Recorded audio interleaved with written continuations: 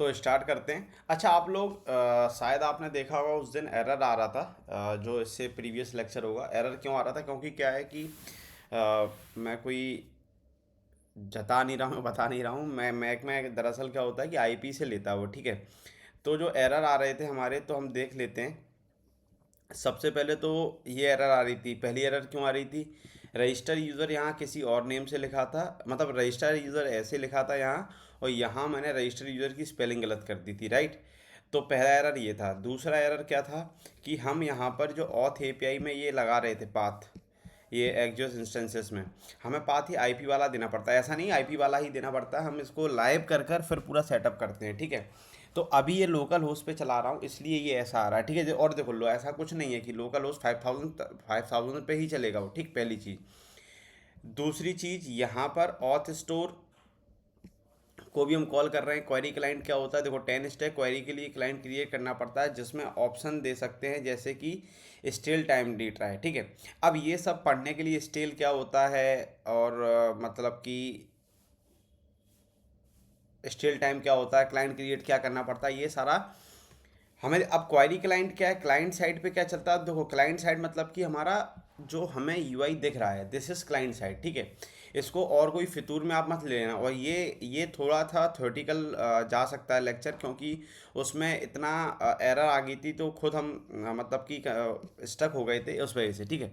तो अब हम बात कर लेते हैं पूरे रजिस्टर यूज़र की कि है क्या चीज़ ये, ठीक है। तो यहाँ तक तो कोई दिक्कत नहीं होनी चाहिए कि डिजाइनिंग वाले पार्ट में तो मेरे हिसाब से कोई दिक्कत नहीं होनी चाहिए। तो यहाँ डिजाइनिंग वाला पार्ट अपन देख लेते हैं अभी। सेफ एरिया में मैंने क्या लिखा कि सेफ एरिया क्यों लिखते हैं कि पूरा वो स्क्रॉल हो जाए, पूरा स्क्रीन हमें दिख जाए। पहली बात, सेफ एरिया में इसलिए लिखते हैं। स्टेटस बार में क्या है कि डार्क कंटेंट है, बैकग्राउंड कलर वाइट है, तो दिस इज स्टेटस बार, ठीक है। अब हम बात कर लेते हैं कि ठीक है, ये फॉल्स है पैडिंग। अब देखो यहाँ व्यू के अंदर ये मेन व्यू है ना, मेन व्यू सबसे नीचे बंद हो रहा है, ठीक है। यहाँ कोई कर्ली ब्रेसेस, कोई मैप, अभी कोई रिड्यूस नहीं लगाया है, ठीक, क्योंकि अभी हम डेटा दिखाई नहीं रहे। सबसे बड़ी बात। अब दूसरी बात कर लेते हैं पैडिंग हॉरिजॉन्टल। ये सी एस एस है। अब क्रिएट अकाउंट, ये क्रिएट अकाउंट है, ठीक है। अब ये सब कहाँ दिख रहा है आपको? क्रिएट अकाउंट लिखा हुआ ये आपको यहाँ दिख रहा है, ठीक है। ये आपको दिख रहा है create account, please fill the information below to get started, ठीक है।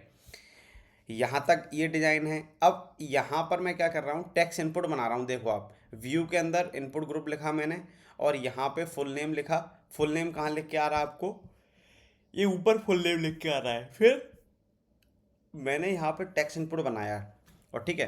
तो हर चीज़ का शुरुआत में मैंने बताया था, जो मेन व्यू है उसमें आपको हर चीज़ दिखेगी। फिर आपको सब मतलब कि चिल्ड्रन व्यू भी बना सकते हैं आप। तो आप चिल्ड्रन व्यू बन रहा है कि नहीं बन रहा है ये? तो ये चिल्ड्रन व्यू बन रहा है कि नहीं बन रहा है? आप तो ये बताओ, ये चिल्ड्रन व्यू बने कि नहीं बने? ठीक। अब ये चिल्ड्रन व्यू बन गया तो सब कुछ, ये अब ये सेट नेम और ये वैल्यू की नेम, ये कहाँ से आ रहा है? ये देखो ईमेल एड्रेस, और यहाँ पर सबसे पहले बात देखना पासवर्ड, ठीक है। Password, set password, value password, create, ठीक है। तो यहाँ तक अगर जो बेसिक सी एस एस जानते होंगे और नहीं भी जानते होंगे, तो यहाँ पर sorry basic H T M L जानते होंगे, तो उनको देखो नेम के अंदर नेम लिखते हैं, नेम के अंदर ईमेल लिखते हैं, नेम के अंदर पासवर्ड लिखते हैं।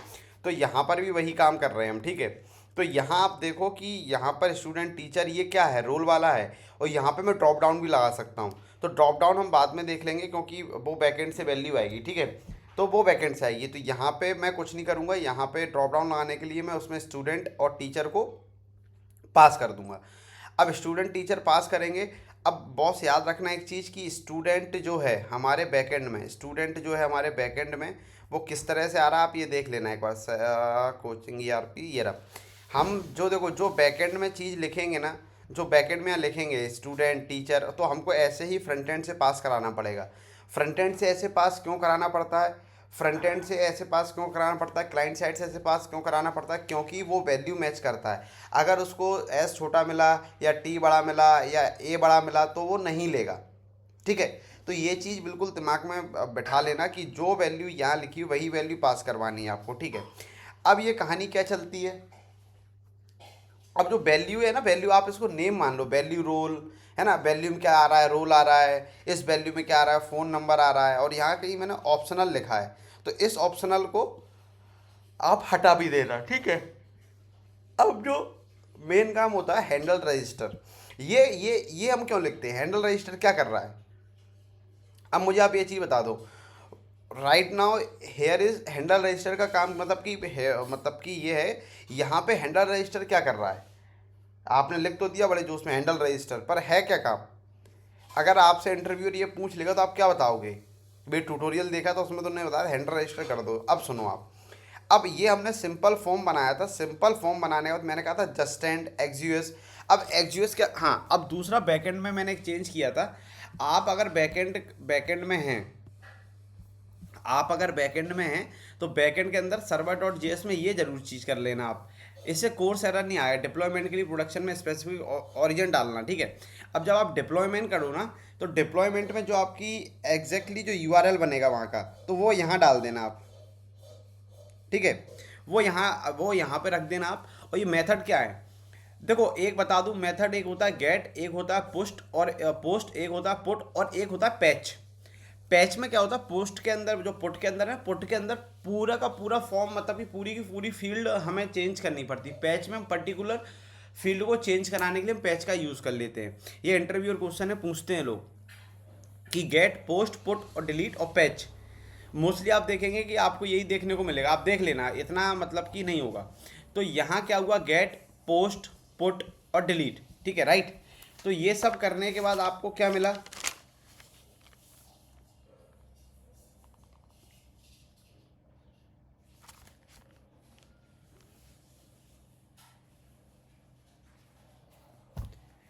तो ये सब होने के बाद आपके पास क्या आया, ठीक है।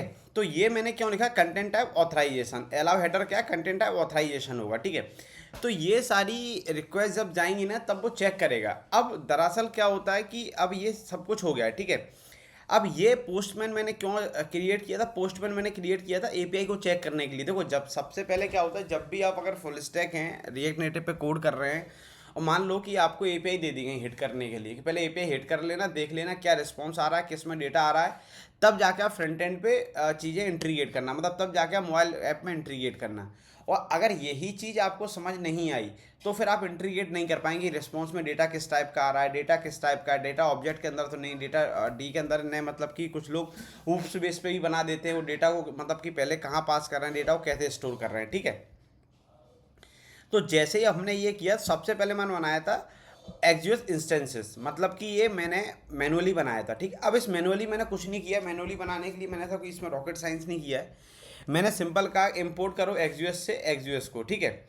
और जैसे ही ये इंपोर्ट हो गया तो मैंने कहा पहले कॉन्स्ट बेस यूआरएल बना लिया। कुछ लोग डॉट ई फाइल बना के भी यूज़ करते हैं, याद रखना, कुछ लोग डॉट ई फाइल बना के भी यूज़ करते हैं, बट मैंने सीधा एक्सयूएस इंस्टेंस बनाया। उसमें लिखा बेस यूआरएल क्या होना चाहिए। बेस यूआरएल वो होता है जिससे हमारी एपीआई हिट हो रही होती है। बेस यूआरएल वो होता है जिससे हमारे बैकएंड में जो एपीआई बनी हुई होती है। बेस यूआरएल वो होता है जिससे हमारे बैकएंड में एपीआई को हिट करके हम चेक कर रहे होते हैं, ठीक, तीन चीज़। अब जैसे ही मैंने उससे क्या बोला कि एक्सियोस डॉट क्रिएट, अब ऐसा तो नहीं कि अपने मन से लिख रहा हूँ मैं, ठीक है। अब मैं इसको कॉपी करूँगा और आपको पूरा का पूरा मैं डॉक्यूमेंटेशन गूगल पे दिखा दूंगा, ठीक है। आप ये देखना कि यहाँ पे जाऊँगा मैं, ये पूरा का पूरा डॉक्यूमेंटेशन आपको गूगल पे दिखा दूंगा, पढ़ लीजिए आप। ये देखो, बेस यूआरएल डिफाइन, मैं पूरा कॉपी कर दिया क्या, नहीं नहीं नहीं, ठीक है। ये क्या बोला, axios dot create config is a factory method to use to create new instances of axios with a custom reusable configuration. अब ये रीयूजेबल क्यों है, मान लो कि मेरे को यही, मुझे पता है कि मेरा ये यूआरएल यही है, मेरा बेस यूआरएल यही है, तो ये बेस यूआरएल यही है, तो मैं इसको 50 जगह एक जगह कॉल, मतलब 50 जगह कॉल क्यों करवाऊँ, मैं एक जगह उसको बना लूँ। इसे बोलते हैं, मान लो कि आप एनवायरनमेंट फाइल मान लो अभी, ठीक है। तो अब डॉट ई में मैंने क्या बोला, मतलब सॉरी इसमें क्या बोल रहा हूँ, ये यूआरएल हर जगह यूज़ होगा। अब मैं इसको एक जगह रख के, तो जिससे हमारा क्या होगा, कोड की कॉम्प्लेक्सिटी उतनी ही कम होगी और हमारा कोड थोड़ा फास्ट काम करेगा, ठीक है। तब डॉक्यूमेंटेशन पढ़ लो। अब की फीचर वो क्या बोल रहा है, base URL define a base URL so you only need to provide relative path in individual request, ठीक है। वो ये बोल रहा है कि आपको रिलेटेबल पाथ के लिए, इंडिविजुअल रिक्वेस्ट के लिए आप बेस यूआरएल का यूज़ कर सकते हो। जब मुझे पता है लोकल होस्ट 10.0.2 5 कोलन 5000 हर जगह चल रहा है, तो उसको मैं एक जगह से ही कॉल करा लूँ, ठीक, इतना समझ में आ गया। अब ये कहता है reusable config, set default header authorizations, time out and other settings once और all request made by instances. तो उसने लिख के भी बता दिया है कि ये सब कुछ होगा तो ऐसे होगा, ठीक है। अब instant get you R L config instant dot post instant put, ये देखो डिलीट और पैच, ये वो ऐसे काम करेगा। तो अब यहाँ मैंने क्या किया है मेरे भाई, तो यहाँ पे बेस यू आर एल को, मतलब यहाँ मैंने कहा कि अब देखो ये चीज़ मैंने अपने मन से नहीं लिखी, जो यहाँ लिखा होगा वही लिखा है। एक भी चीज़ मैंने अपने मन से नहीं लिखी है। मैंने कहा कि अलाउ वो जो भी हेडर्स हो कंटेंट टाइप एप्लीकेशन जेसन। अब ये हेडर्स में हम कंटेंट टाइप क्या बता रहे हैं कि जो भी फॉर्म से डेटा जाएगा, जो भी हमारे फ्रंट एंड के फॉर्म से डेटा जाएगा, मतलब कि जो भी हमारे मोबाइल ऐप से डेटा जा रहा है, जो भी हमारे मोबाइल ऐप से डेटा जा रहा है वो किस टाइप का जाएगा, एप्लीकेशन जेसन फॉर्मेट में जाएगा वो। अब जेसन फॉर्मेट क्या है, मैं आपको इस लेक्चर में कई बार बता चुका हूँ जेसन फॉर्मेट क्या है, ठीक है। अब जेसन फॉर्मेट बताने के लिए मैं फिर से बता देता हूँ। जेसन फॉर्मेट होता है कलेक्शन, और जेसन फॉर्मेट होता है ऑब्जेक्ट के फॉर्म में मिलता है, ठीक है। तो जेसन फॉर्मेट दिखाने के लिए मैं आपको ये देखिए ये जेसन फॉर्मेट है, देख लीजिए आप। और इसको मैं ओपन विथ न्यू टैब कर दूंगा, open image in new tab. This is JSON format, देख पा रहे हैं आप इसको। ये मतलब ऑब्जेक्ट के अंदर ऑब्जेक्ट है, इसको आप कैसे एक्सेस करोगे मैं आपको बता चुका हूँ, ठीक है। विजिट के अंदर डीबग ऑन टाइटल सैंपल है ना, मेन विंडो 5 इतनी हाइट है, इतना विड्थ है, इतना ये सब कुछ है, ठीक है।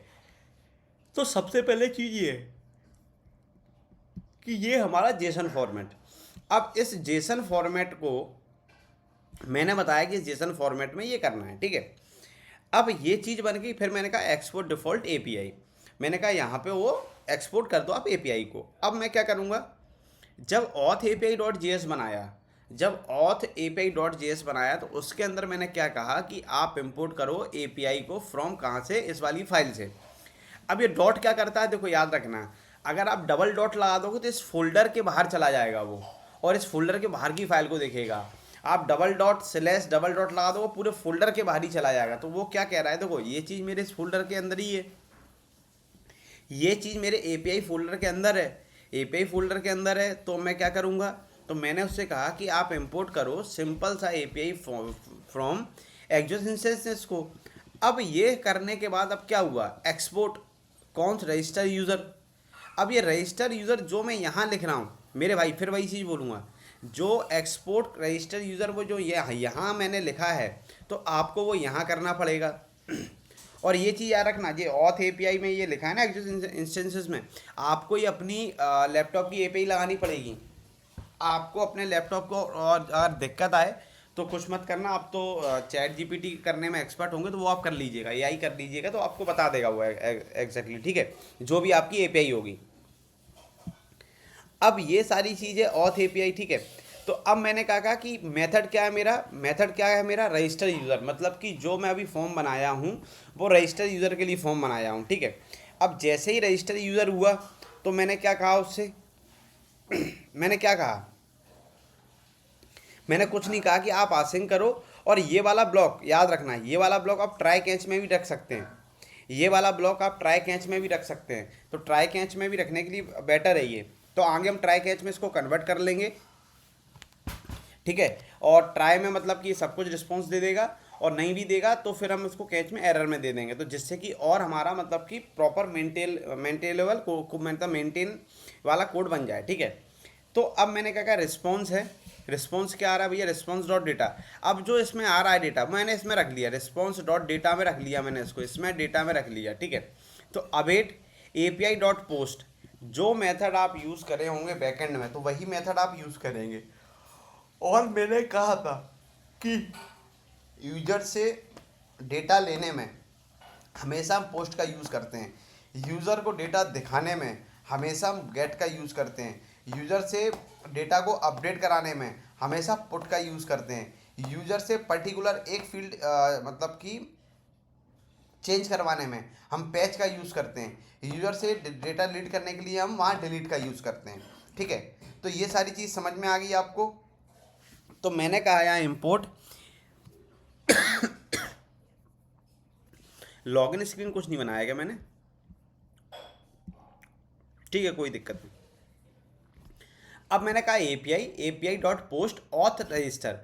अब ये वाला आइटम कहाँ से आया, यूज़र डेटा, चलो यूज़र में डेटा तो आ गया, अब ये चीज़ कहाँ से आई। देखो मेरा बेस यूआरएल में क्या लिखा हुआ है, मेरे बेस यूआरएल में लिखा हुआ है स्लैश एपीआई। अब जो एपीआई के आगे का है, जो एपीआई के आगे का वर्क है, तो वो वहाँ मैं जाऊँगा बैकएंड पे, मैं बैकएंड पे देखूंगा कि यहाँ पे सिंपल सा जो वर्क हो रहा है ना, एपीआई ऑथ डॉट यूज़र। अब एपीआई वाला पार्ट तो मैंने यहाँ लिख लिया, अब ऑथ तो लिख नहीं सकते हैं क्योंकि मेरा एपीआई कॉमन है, मेरा एपीआई हर जगह कॉमन है। अब जो मैंने इसलिए डिफाइन कर दिया कि आदमी मतलब कि जो भी वर्क करे इस चीज़ पे तो उसको पता पड़ जाए कि ये रिलेटेड टू ऑथ है। सिर्फ यहाँ ऑथेंटिकेशन का वर्क हुआ है, अननेसेसरी वर्क नहीं हुआ यहाँ पे, अपडेट प्रोफाइल, अपडेट ये, अपडेट वो, ये कुछ नहीं कर रहा हूँ। तो यहाँ पे वो चीज़ मैं नहीं कर रहा हूँ। तो सिंपल सा मैंने यहाँ क्या यूज़ कर लिया, फिर आपका मैंने यहाँ तक ये बेस यूआरएल यूज़ किया, फिर मैंने यहाँ लिखा आपके ऑथ रजिस्टर। अब रजिस्टर में क्या यूज़र डेटा, ठीक है, रिटर्न क्या कर दो। अब रिटर्न तो कुछ करवाना पड़ता है भाई, जैसे ही आपने करली ब्रेसेस लगाया और आप इस चीज़ में आए तो आपको रिटर्न करवाना पड़ेगा। और रिटर्न मैंने आपको बताया था कंसोल डॉट लॉग करवाने को भी यहाँ देख सकते हो आप, कंसोल डॉट लॉग रिस्पॉन्स करके देख सकते हो। और दूसरा, जब आप करली ब्रेसेस के अंदर आ गए, मतलब स्कोप चालू हो गया, तो वो आपको अभी आउटपुट कुछ नहीं देगा जब तक आप उसमें रिटर्न नहीं करवाएंगे। मैं फिर बोल रहा हूँ, वो जब तक आपको आउटपुट नहीं देगा तब तक आप उसमें कुछ रिटर्न नहीं करवाएंगे। आउटपुट तभी देगा तब आप रिटर्न का यूज़ कर लेंगे। तो ये चीज़ भी थोड़ा आप पढ़ना और देखना। अब यहाँ तक तो सब काम हो गया, ठीक है, मैंने यहाँ एपीआई कॉल कर ली। और आप देखेंगे अगर कंपेयर करेंगे रिडक्स टूल किट से, तो रिडक्स टूल किट में मैं एक्शन कांस्टेंट बनाना पड़ता है, काफ़ी मतलब कि कोड हो जाता है। तो ऐसा नहीं कि रिडक्स टूल किट भी यूज़ करेंगे हम, मतलब थोड़ा बहुत यूज़ करेंगे ज़रूरत लगी इस प्रोजेक्ट में। अब कुछ लोग क्या करते हैं, दो चीज़ यूज़ कर लेते हैं, जस्टेंड यूज़ कर लेंगे, 10 स्टैक क्वेरी यूज़ कर लेंगे, और रिडक्स भी यूज़ कर लेते हैं। रिडक्स का मतलब यूज़ करते हैं जब मतलब कि हाई डेटा आ रहा, मतलब कि ज़्यादा डेटा आ रहा हो, डेटा ज़्यादा आ रहा हो। और यहाँ देखो ये दो चीज़ें यूज़ करने से क्या हुआ कि भाई देखो प्रोसेस स्लो, मतलब स्लो नहीं होगी। अब अननेसेसरी कोई भी चीज़ अगर आप यूज़ कर लेंगे कहीं पे भी तो प्रोसेस स्लो तो होगा ना। हमारा ऐप स्लो चलेगा, ऐप स्लो चलेगा तो आपको क्लाइंट से टिकट रेस हो क्या कि भैया ऐप स्लो क्यों चल रहा है, ठीक। अब इसके बाद एक बनता है स्टोर, और स्टोर रिडक्स टूल किट में भी बनता है, स्टोर रिडक्स टूल किट में भी बनता है, याद रखना, स्टोर रिडक्स टूल किट में भी बनता है। मैंने कहा इम्पोर्ट क्रिएट जस्टेंड। अच्छा, अब ये चीज़ अगर मैं यहाँ आपको दिखा दूँ कि ये चीज़ ऐसी लिखी जाती है क्या, तो अब आप यहाँ फिर से आ जाओ,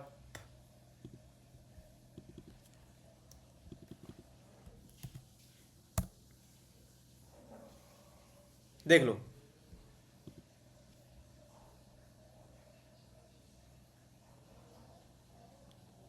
ये माउंट माउंट काउंट। और आप आई थिंक यूज स्टेट आप अच्छे से समझते होंगे, ठीक है। अब जैसे यूज स्टेट हम कहाँ यूज़ कर रहे थे, सेट सेट और सेट काउंट में। सेट काउंट में तो फिर हमने क्या करा था, एक हमने प्लस नाम का एक इंक्रीमेंट नाम का फंक्शन बना लिया था। फंक्शन में हम क्या कर रहे थे, set count equal to count plus 1, और वहाँ पे हम सेट काउंट पास करा दे रहे थे। अगर आपको याद नहीं आ रहा हो तो मैं आपको फिर से यहीं पे एक वो खोल के मतलब ओपन करके बता देता हूँ, कंट्रोल एन, और ओपन करने के बाद मैं इधर जाता हूँ, file, open folder,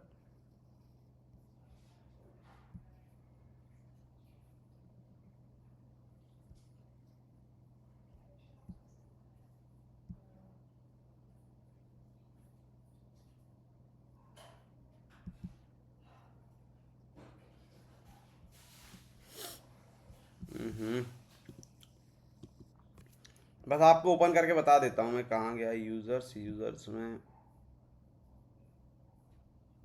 don't allow, share, share में, हाँ ये रहा माई रिएक्ट ऐप, ठीक है।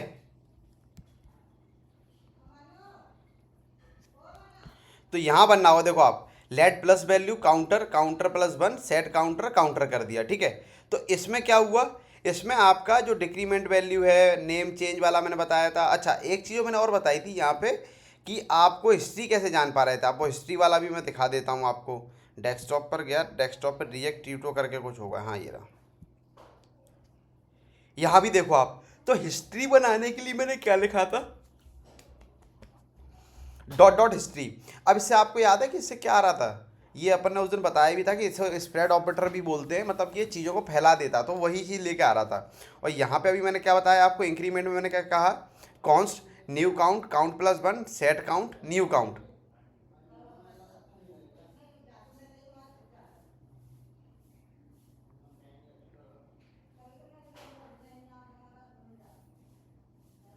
ठीक है, तो ये चीज़ आपको समझ में आ गई। और इसे बोलते हैं स्ट्रिंग मैनिपुलेशन। ये स्ट्रिंग में ऐसे मैं लिख रहा हूँ, तो ऐसे मैं कई सारी चीज़ें लिख सकता हूँ। ठीक है, तो यहाँ तक वही वो गूगल पे बोल रहा है। ठीक है, तो आप गूगल पे आ जाओ। ठीक है, यूज स्टोर क्रिएट सेट कर दिया उसने, काउंट जीरो, तो वही चीज़ हमने किया, यूज इन द कंपोनेंट। तो कंपोनेंट में वो ऐसे यूज़ कर रहा है काउंट। अब ये काउंट कहाँ से आ रहा है, ये सेट काउंट ये दिख रहा है, ये आ रहा है। इंक्रीमेंट कहाँ से आ रहा है, वो इंक्रीमेंट तो उसने ऐसे लगा दिया डायरेक्ट, इसको एक लाइन में लिख दिया। क्यों? क्योंकि उसने करली ब्रेसेस नहीं लगाया यहाँ पे। जैसे ही वो करली ब्रेसेस यहाँ लगा देता तो उसको रिटर्न करवाना पड़ता। तो रिटर्न में हम क्या कर रहे हैं यहाँ पे, आप देखो, आप इसके अंदर हम क्या कर रहे हैं, रिटर्न ही तो करवा रहे हैं। ठीक, इतना समझ में आ गया। तो यही काम हम इसमें कर रहे हैं कि मैंने सबसे पहले कहा, और मैंने ये चीज़ क्या कहा, आपके मोबाइल में इसको स्टोर करने के लिए आपके जो, जब तक आप लॉग आउट नहीं करो तब तक आप तक वो डेटा सेव रहे, तो ये वाला मैंने ये वाला पैकेज भी इंस्टॉल कर लिया है। अब मैंने यहाँ क्या बोला कि यूज स्टेर है, क्रिएट और सेट। ये देखो आप, ये देखो वही चीज़ लिखा है सेम का सेम, क्रिएट और सेट। अब यहाँ मैं सेट क्या करा रहा हूँ, मैंने कहा यूज़र नल। यूज़र नल क्यों आया, क्योंकि डेटाबेस से डेटा आ रहा है, टोकन भी नल क्योंकि डेटाबेस से आएगा। सेट ऑथ में मैंने क्या कहा, यूज़र डेटा। अब ये यूज़र डेटा क्या है, जो वहाँ पास किया था, ठीक, टोकन। फिर मैंने कहा यूज़र के अंदर जो यूज़र डेटा है, टोकन के अंदर टोकन आएगा। ठीक है, ये सेट कर दिया मैंने। अब मैंने इफ़ का token async storage set item user token, token का यूज़र टोकन सेव करवा लो और उसे स्ट्रिंगीफाई में कन्वर्ट कर दो यूज़र डेटा। और लॉगआउट के लिए सिंपल रिमूव कर दो, आइटम ख़त्म। तो ये चीज़ इसलिए सेव करवा ली है आपके लिए मेरे भाई, कि जब भी आप लॉग आउट नहीं करें तब तक वो आपके उसमें सेव बना रहे। ठीक है, इससे क्या होता है, इससे क्या होता है। और अच्छा, एक चीज़ अभी आप देखना कहीं मतलब कि मिडिल वेयर में हमने बैकएंड के अंदर, मिडिल वेयर में हमने बैकएंड के अंदर बताया होगा उसको कि कैसे आप लेके जाएंगे। मैंने क्या कहा यहाँ पे, इफ़ टोकन लेट टोकन मान लिया। ठीक है, मैंने रिक्वेस्ट रिस्पॉन्स और नेक्स्ट, मैंने कहा कि टोकन ऑथराइजेशन, ठीक है, हेडर से जाएगा और स्टार्ट विद बियरर टोकन होगा वो, और स्प्लिट कर दो। कुछ सिंपल सा है, लॉजिक लगा दिया कि ये चीज़ हो तो ऐसे, और टोकन नहीं मिले तो नॉट ऑथराइज कर देना, टोकन नहीं मिले तो नॉट ऑथराइज कर देना।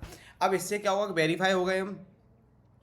और ये चीज़ें बन सकती हैं दो चीज़ों के लिए। अब कुछ मतलब कि कई जगह कंपनियां क्या करती हैं कि इसको एडमिन के लिए बना देती हैं कि सिर्फ एडमिन ही ये वाला पार्ट ओपन कर ले, तो वो भी हम चीज़ देख लेंगे बाद में। ठीक है, तो वो कैसे करेंगे, अगर एडमिन है तो आप बता दो कि अगर एडमिन का ऑथराइजेशन है तो एडमिन बन जाएगा। ठीक है, तो ये सारी चीज़ समझ में आ गई आपको। तो एडमिन का ऑथराइजेशन बनाने के लिए एडमिन का ऑथराइजेशन हो गया। ठीक है,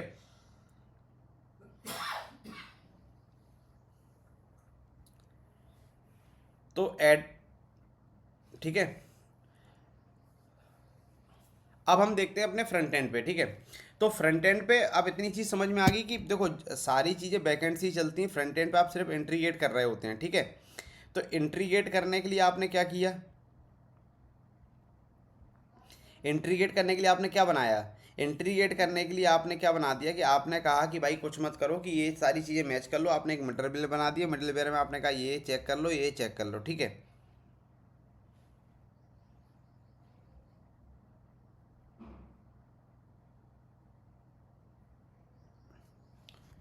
अब आते हैं यहाँ पर हमारे फ्रंट एंड पे। फ्रंट एंड बोले तो मोबाइल ऐप। अब ये सारी चीज़ें ऑथ स्टोर करके फिर मैंने यहाँ ये ऐप डॉट TSX में मैंने इसको ऐसे कॉल करवा लिया और यहाँ मैंने दे दिया 5 मिनट तक। ठीक है, स्टिल टाइम 5 मिनट तक। अब मैं आता हूँ यहाँ पर। यहाँ पे सबसे पहले क्या है कि जो आपने डिज़ाइन बनाया है, ठीक है, यूज़ मोटेशन।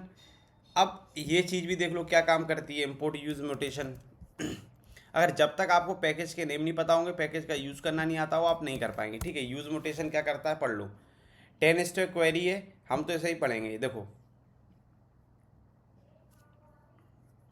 अब आप देख रहे होंगे यहाँ पे आप कहोगे कि भैया तो फैच कर रहा है, ये कर रहा है, ये सब कुछ कर रहा है, तो इसलिए तो हमने वाला काम किया है। एक्जस्ट इंस्टेंसेस बनाया, API ऑथ बनाई, उसके बाद वहाँ सारा काम करवा दिया, तो ये हमें कुछ लिखना ही नहीं पड़ा। ये हमें कुछ लिखना पड़ा कि नहीं लिखना पड़ा बताओ, और पढ़ लो। Mutate the function you call your variable and trigger the mutation, ठीक है। Mutate async similar to mutate but return promise can be awaited, मतलब कि वो क्या करता है, जब अवेटेड करता है प्रॉमिस रिटर्न करता है, ठीक है। इस पेंडिंग में Boolean indicated the mutation is currently executing, ठीक है। सक्सेस में success is Boolean indicated the final state of the mutation, ठीक है। एरर के अंदर एरर बता देगा, डेटा के अंदर क्या होगा, the data return from the successful mutation, ठीक है। साइड इफेक्ट क्या है कॉल बैक के, तो साइड इफेक्ट सब चीज़ के होते हैं, तो ये चीज़ अभी हम यहाँ यूज़ कर रहे हैं और शायद हो सकेगा तो हम शायद और कुछ भी यूज़ कर सकते हैं, ठीक है। तो यहाँ पे मैंने सिंपल लिखा, ठीक है। रजिस्टर यूज़र क्या है मेरे भाई, रजिस्टर यूज़र जो ऑथ एपीआई के अंदर बनाया ना मेरे भाई, यही होगा, ये सेम स्पेलिंग होगी। अगर आपने स्पेल इसको गलत कर दिया, अच्छा मैं आपको करके दिखा देता हूँ, मैं आपको करके दिखा देता हूँ।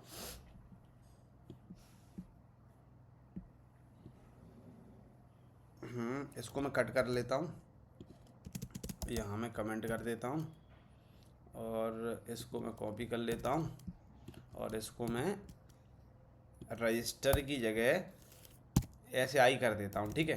पहली बात तो देखना आप हाईलाइट नहीं हो रहा है, पहली बात तो यही समझ जाना है। और दूसरा, मान लो कि आपने गौर नहीं किया तो आप एरर देखना क्या हुआ। अच्छा यहाँ पे भी करना पड़ेगा, म्यूटेशन में भी लगा है ना, तो इसको भी भाई को मैं ऐसे कन्वर्ट कर देता हूँ, ठीक है। अब हाईलाइट हो गया, और देख लो। अब अपन चला के देखते हैं, तो यहाँ मैं गया, जो मैंने एरर सेट किया ऑन एरर में वो एरर आएगा, ठीक है। यहाँ मैं गया और यहाँ इससे बोला मैंने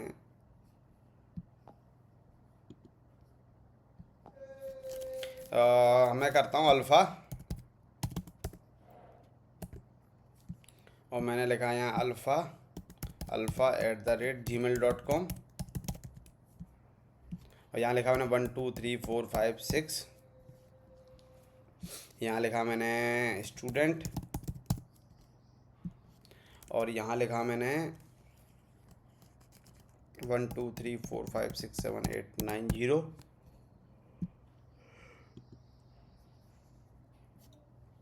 ठीक है। नो म्यूटेशन फंक्शन फाउंड, ठीक है भाई। तो अब इससे समझ में क्या आया आपको, तो अब मैं इसको हटा के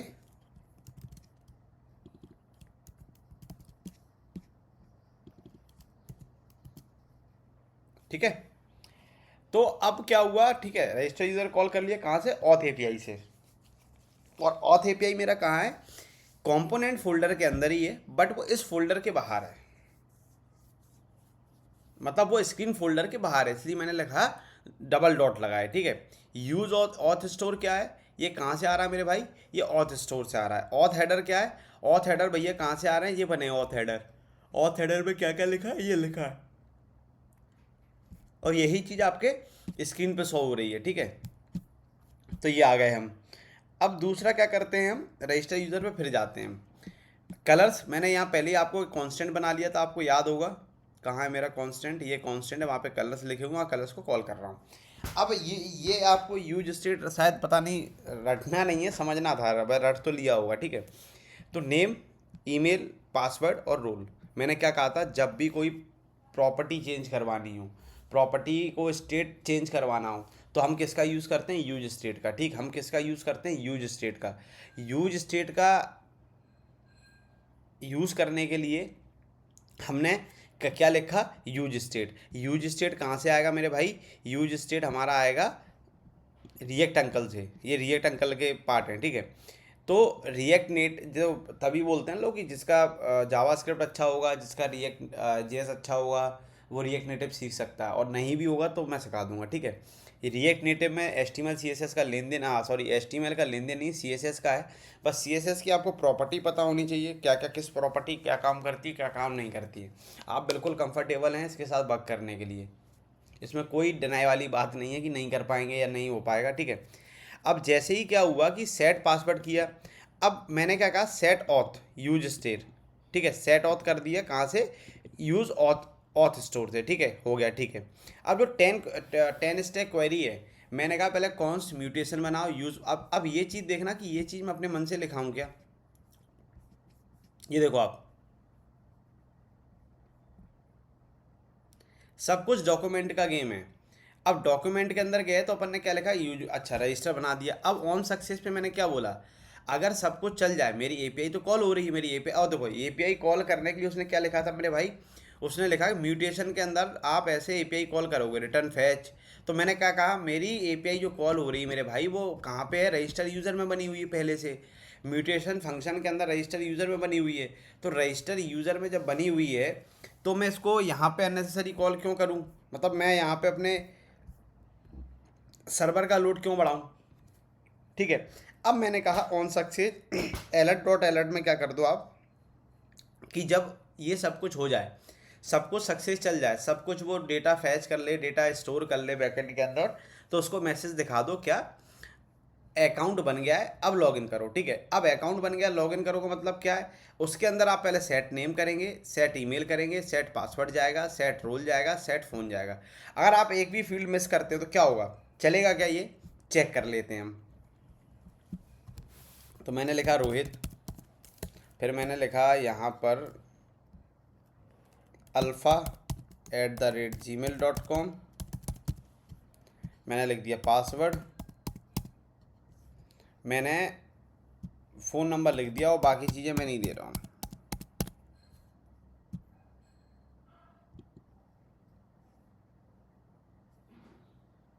क्या कह रहा है, सब स्टार वाले फील्ड्स भरो, मतलब कि सारे, ऐसा अभी अपन ने स्टार लगाया नहीं है, तो चाहो तो स्टार अपन लगा देते हैं। स्टार कैसे लगाएंगे, ऐसे लगा देते हैं स्टार, देखिए आप, कहाँ गया वो ऑप्शनल वाला, ये रहा ऑप्शनल वाला। ठीक है, तो स्टार लगाने के लिए मैंने इसको कॉपी किया, कॉपी करने के बाद मैंने स्पेस दिया, और यहाँ मैंने लगा दिए ये भाई को, और ये भाई लग गए। भाई लगने के बाद क्या करेंगे, इसको इधर लेके आए, अब इसको कॉपी करके सब जगह पेस्ट कर दूंगा।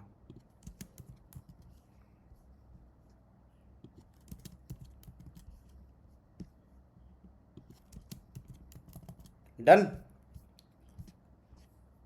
अब आपको समझ में भी आ जाएगा कि स्टार वाले क्या हैं। ठीक है, तो अब समझ में आया कि अगर आप एक भी फील्ड मिस कर रहे हैं तो वो क्या कह रहा है कि भैया आप तो ऐसे करो। ठीक है, और अगर कुछ डेटाबेस से डेटा नहीं आया है, response dot data message, error message, अगर ये सब कुछ नहीं आया तो मैसेज दे दे कुछ गलत हो गया है। ठीक है, कॉन्स्ट मैसेज वो गलत दे देगा। अब हैंडल रजिस्टर में क्या कर रहे हैं, ये देखो, हैंडल रजिस्टर में मैंने लिखा कि अलर्ट, अगर नेम ना हो, ईमेल ना हो, या पासवर्ड भी ना हो, और कर दिया कि अगर ये होगा तो ये नहीं होगा। अगर मान लो इन तीनों में से ये नहीं हुआ तो आप मैसेज क्या दिखा देंगे, एरर, सब स्टार वाले फील्ड फिल करो, मतलब कि सब रिक्वायर्ड फील्ड फिल करो। तो यहाँ लिख देंगे सब रिक्वायर्ड फील्ड्स भरो। ठीक है, ये चीज़ हो गई।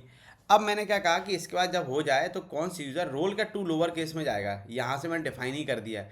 अगर आप इसको यहाँ पर बड़ा वो भी लिख देंगे ना स्टूडेंट, तब भी वो लोअर केस में जाएगा। तो ये चीज़ हम ये बैकएंड में भी कर सकते हो और ये फ्रंट एंड में भी कर सकते हो, तो कोई इशू नहीं है यहाँ से, जैसे ही वो जाएगा। और फ़ोन से मैंने कहा कि फ़ोन और अनडिफाइंड। ठीक है, अब फिर मैंने कहा कि mutation dot mutation user data, अब यूज़र डेटा कहाँ चाह रहा है कि ये अब म्यूटेटेड हो जाए, एपीआई कॉल ट्रिगर। ठीक है, तो ये अब पूरा ट्रिगर हो गया है। तो ये ऐसे ही देख लो, डॉक्यूमेंटेशन में लिखा भी होगा। ठीक है, तो ये चीज़ समझ में आ गई आपको कि यहाँ तक हमने कुछ नहीं किया है, हमने जो डॉक्यूमेंटेशन में लिखा हुआ था, और ये चीज़ मैं आपको बता ही चुका हूँ। वैल्यू के अंदर क्या आएगा, नेम, और ऑन चेन टेक्स्ट पे, अच्छा ऑन चेन टेक्स्ट पे ये चीज़ें क्यों आ रही हैं, अब मुझे ये चीज़ बता दो आप लोग, ऑन चेंज टेक्स्ट पे ये सारी चीज़ें क्यों आ रही हैं, सेट ईमेल, सेट ये, ऑन चेन टेक्स्ट पे ये चीज़ें इसलिए आ रही है क्योंकि हम इसकी स्टेट चेंज करवा रहे हैं, इसको हम यूज स्टेट से यूज़ करके इसकी स्टेट चेंज करवा रहे हैं। अच्छा, अब आप कहोगे यहाँ तो आपने ऑन चेंज लिखा नहीं था, ये देख लो ऑन क्लिक तो लिखा था, इंक्रीमेंट डिक्रीमेंट, और ये इंक्रीमेंट कहाँ से आ रहा है, ये इंक्रीमेंट यहाँ से आ रहा है कि नहीं आ रहा है, और सेट हिस्ट्री कहाँ से आ रहा है, ये देख लो। तो ऑन चेन टेक्स्ट में क्या हो रहा है कि जब भी वो वैल्यू चेंज कर रहा है, जब भी वो वैल्यू डेटाबेस से डेटा लेके आ रहा है, तो वही चीज़ होगी।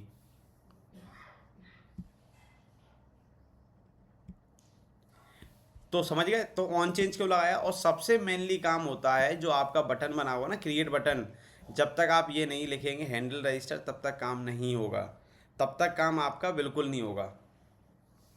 ये चीज़ आप बिल्कुल समझ लो कि ये चीज़ आपको बिल्कुल बैठानी है दिमाग के अंदर कि अगर आप प्रॉपर एक भी चीज़ मिस कर देंगे तो यही चीज़ नहीं होगी। तो समझ में आ गया एरर क्यों आ रही थी मेरी। और हाँ, और एरर इसलिए भी आ रही थी, वो मेरा थोड़ा मैक का इशू है, वो कुछ चीज़ें ले नहीं पाता, तो उसको फिक्स करने के लिए कुछ पैकेज इंस्टॉल करें।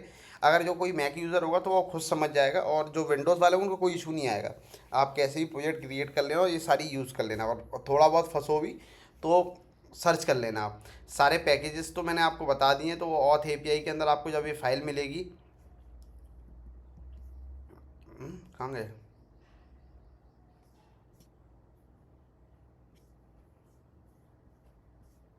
और नहीं भी मिलेगी तो पैकेज डॉट जेसन में जितने भी ये आपकी डिपेंडेंसी हैं, सारी ये पैकेज ही होते हैं, ठीक है, सारे पैकेज ही होते हैं, याद रख लेना।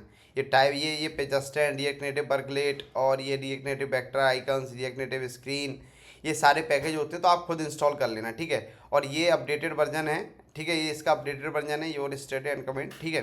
अब आपको एक काम करना है, आपको अब ये चीज़ समझ में आ गई। अब आपको लॉगिन वाला काम करना है, लॉगिन की स्क्रीन बना के लेके आनी है। कुछ नहीं करना है, वहाँ पे ऑन चेंज टेक्स्ट लगा देना, नेम और ईमेल और नेम और पासवर्ड लेके जाना, और पासवर्ड के लिए कुछ मत करना है, हैंडल रजिस्टर लगा लेना, वहाँ ये सारी चीज़ें लिख देना, और वो मैच कर लेगा, ठीक है, वो आपको मैच कर लेगा, और मैच करा के आप पास करा लेना। तो आपको लॉगिन स्क्रीन बना के आना है, नहीं भी बनेगा तो मैं आपको मैनुअली बना लूँगा। और आपको ये जो कोड है ना, अब आपको इसको, अब आप चैट जीपीटी यूज़ कर सकते हैं। कैसे यूज़ करेंगे, ये कोड पूरा कॉपी करना है, ये कोड फिर कह रहा हूँ पूरा कॉपी करना है, और उसको लिखना है please give me only design part for login. और ये बाकी मत कर लेना, पता पड़े यही कॉपी तुम रख दो, ठीक है। और ऐसे ही अब हम किसका काम करेंगे, और ऐसे ही हम काम करेंगे अब लॉगिन वाले फॉर्म का। तो लॉगिन वाला फॉर्म के काम मैंने आपको वर्क दे दिया है, तो ये आपका असाइनमेंट है, ये आपको करके लेके आना है। बाकी चीज़ें मैं आपको बता दूंगा, बाकी चीज़ें मैं आपको पूरा डिटेल में बता दूंगा कि क्या क्या लेके आना है। अब आपको समझ में आ गया प्रॉपर कि अब देखो ये चीज़ें ऐसी कोई भी नहीं है कि कोई रॉकेट साइंस है या कुछ भी है। अब मैं बोल रहा हूँ कि बेझिझक आप एआई कर सकते हो। हाँ, बस एक चीज़ बोलूँगा कि आप इस काम के लिए एआई मत करना प्लीज़, है ना। इसको एक बार मैनुअली बना के देखना, नहीं बना, मुझे आई होप बना लेंगे, और नहीं भी बना पाए तो मैं बताऊँगा, जो नेक्स्ट लेक्चर आएगा उसमें बता दूंगा, बट एक बार ट्राई करके ज़रूर देखना आप। Thank you so much. अब मुलाकात होगी आने वाले लेक्चर के दरमियान, तब तक के लिए धन्यवाद।